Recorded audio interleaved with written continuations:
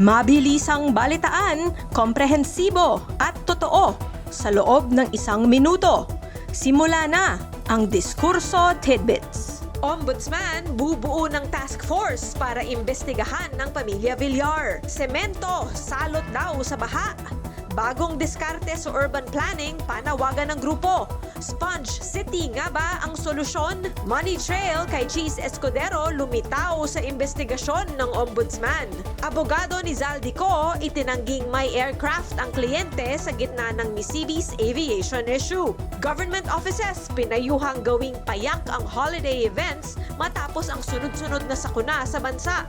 At Miss Universe 2025 pageant, nagkagulo agad sa Thailand. Queens nag-walk out matapos bastusin umano ang kandidata ng Mexico. Balitang mabilis, komprehensibo at totoo. Yan ang Diskurso Tidbits. Basahin ang tungkol sa lahat ng yan at sa marami pang ibang nakatutuwa at makabuluhang balita sa diskurso.ph.